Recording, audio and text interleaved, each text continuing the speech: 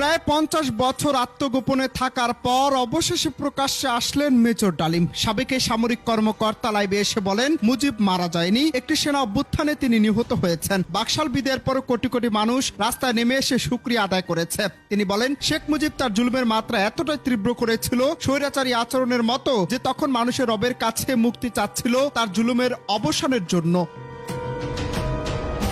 এ সময় মেজর ডালিম আরো বলেন, তথাকথিত নেতারা যখন ভারতে পালিয়ে যায়, ছিল না কেউ তখন নেতৃত্ব দেওয়ার। সমঝোতা নিয়ে সবাই ব্যস্ত। পাকিস্তান বাহিনী যখন বাঙালির উপর হামলে পড়েছিল, তখন মেজর জিয়া স্বাধীনতার ঘোষণা দেন। মেজর জিয়ার ঘোষণা শুনে মনে হলো আর বসে থাকার সময় নেই। তখনই পাকিস্তানের বিরুদ্ধে যুদ্ধে নেমে যান। এভাবেই মহান মুক্তিযুদ্ধের অমীমাংসিত বিষয় নিয়ে মন্তব্য করেন মেজর ডালিম।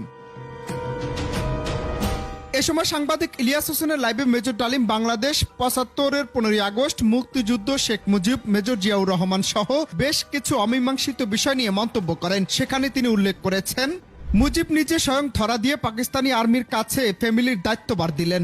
মুজিবের ভাষণে নয়, মেজর জিয়াউর রহমানের ডাকে লক্ষ লক্ষ মানুষ একতাবদ্ধ হয়েছিল এবং আমি নিজেও পাকিস্তান থেকে চলে এসেছিলাম মেজর জিয়ার ডাকে। মুক্তিযুদ্ধে সর্বমোট শহীদের সংখ্যা ৩০ লক্ষ নয়, বরং ৩ লক্ষ।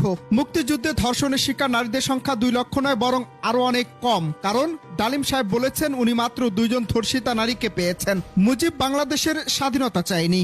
ভারত বাংলাদেশের মুক্তিযুদ্ধে সহায়তা করেছে যাতে তাদের একটি প্রদেশ বানাতে পারে।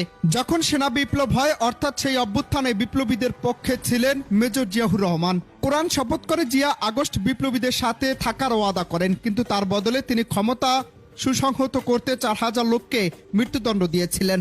ভারত তৎকালীন ১৬,০০০ কোটি টাকার সম্পদ বাংলাদেশ থেকে লুট করে নিয়ে যায়। বাধা দিলে মুজিব মেজর জলিলকে গ্রেপ্তার করে।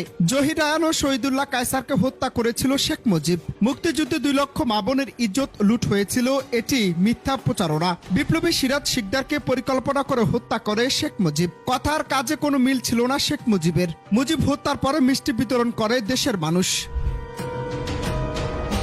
ইতিহাসে কয়েকভাবেই তিনি আখ্যায়িত, তবে তিনি মেজর ডালিম নামেই বেশি পরিচিত। তিনি বাংলাদেশ সেনাবাহিনীর একজন প্রাক্তন সামরিক কর্মকর্তা।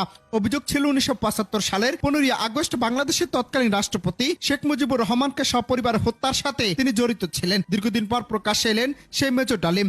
মুক্তিযুদ্ধে অসাধারণ সাহস ও কৃতিত্বের জন্য তিনি বীরোত্তম খেতাবে ভূষিত হন। তবে ২০২১ সালের ৬ জুন তৎকালীন আওয়ামী লীগ সরকার শেখ মুজিবুর রহমান হত্যা মামলায় মেজর ডালিম সহ মৃত্যুদণ্ড